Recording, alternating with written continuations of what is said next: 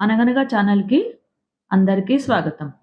పిల్లలు, ఇప్పుడు మనం 'గలీవర్ ట్రావెల్స్ మహాకాయుల రాజ్యం' నుండి 5వ భాగం వినేద్దాం. కొన్నాళ్ళు గడిచాక రాజభవన సముదాయంలో నేను చొరవగా తిరుగుతున్నాను. రాజుగారి గడ్డం మీద వెంట్రుకలను సరిగ్గా చక్కదిద్దడం చేసి అందంగా కనపడేలా చేయడానికి మంగలి వారానికి 2 సార్లు వచ్చేవాడు. అతని చేతిలోని బ్లేడు ఎంత పెద్దదో మన కొడవలికి రెట్టింపు ఉంటుంది. జుత్తును కత్తిరించినప్పుడు కింద పడిన వెంట్రుకలను తీసుకుని వానిని ఒక ఫ్రేమ్‌లో అమర్చి నేనొక దువ్వెన తయారు చేశాను. నా దువ్వెన పాతబడిపోయింది. ఇది నేను ఉపయోగిస్తున్నాను. నా తీరిక సమయాన్ని సద్వినియోగం చేసే పథకాలు ఆలోచించాను. రాణి సుదీర్ఘమైన తల వెంట్రుకలను సేకరించి మన వైపు నారతో తయారు చేసినట్లుగా కుదుళ్ళు కట్టి వానిని ఒక చట్టంలో అమర్చి దాన్ని కుర్చీ వీపు ఆనుకునే భాగంగా ఏర్పరిచి కుర్చీలు తయారు చేశాను. అలాగే 5 అడుగుల పొడవున్న ఒక మనీ పర్స్ చేసి గ్లమ్డాల్ క్లిచ్‌కు బహుమతిగా ఇచ్చాను. ఆ పర్సుపై ఆమె పేరు బంగారపు అక్షరాలతో రాశాను.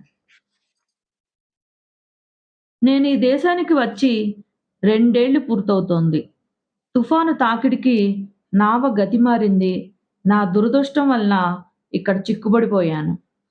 మొదట ఆ రైతు, అతని కుమార్తె గ్లమ్డాల్ క్లిచ్, తర్వాత రాణి, రాజు నన్ను ఆదరించారు. రాజు, రాణి వారి దేశంలోని ఆగ్నేయ భాగం సందర్శించడానికి వెళ్తూ నన్ను, గ్లమ్డాల్ క్లిచ్‌ను వెంట తీసుకుని వెళ్లారు. ఫ్లాన్సిక్ అనే నగర సమీపాన రాజు కొద్ది రోజులు ఒక భవనంలో విడిది చేశారు. నా సంరక్షకురాలు కూడా బాగా అలసిపోయింది. నా బాధ్యతను ఒక యువకునికి అప్పగించారు. ఆమెకు కన్నీటి వీడ్కోలు చెప్పాను. సముద్ర తీరం చేరాము. నాకు అక్కడ హాయిగా ఉంది. కొన్ని పెద్ద బండరాళ్ళున్న చోట నన్ను, నా బాక్స్‌తో సహా ఉంచమని కాసేపు విశ్రమిస్తానని యువకునితో చెప్పాను. ఇంతలో నిద్ర ఆవరించింది. నేను నిద్రలోకి జారానని గమనించి అతడు దగ్గరలో పక్షి గుడ్లు దొరుకుతాయేమో అని చూడడానికి వెళ్ళాడు.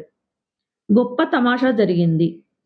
నా పెట్టె పైభాగంలోని కొక్కెంను ఒక గద్ద తన ముక్కుతో పట్టుకుని ఆకాశంలోకి ఎగిరింది. కాసేపటికి నన్నొక చోట జారవిడిచింది. ఇతర పక్షులు వెంటపడి విసిగించాయి అనుకుంటా. నేను సముద్రంలో పడ్డాను.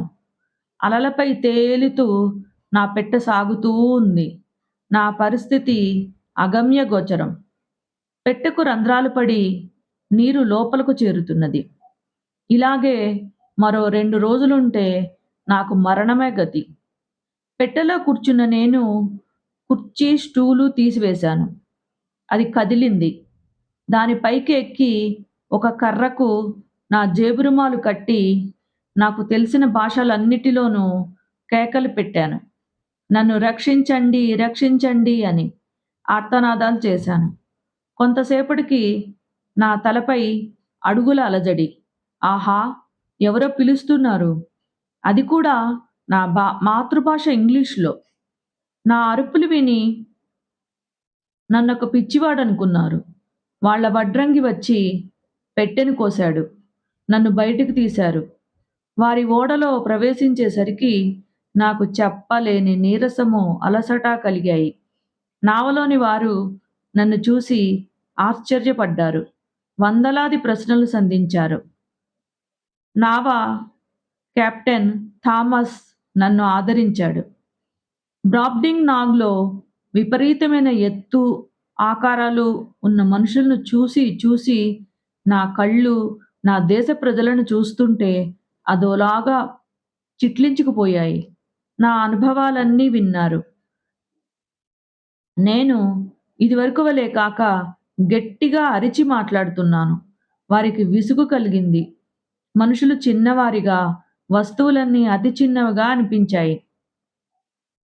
1706వ సంవత్సరం జూన్ నెల 3వ తేదీన స్వదేశం చేరుకున్నాను. నావ ప్రయాణానికి టిక్కెట్టు సొమ్ము ఇస్తే కెప్టెన్ థామస్ వద్దని నిరాకరించాడు. ఎట్టికేలకు నా ఇల్లు చేరుకున్నాను.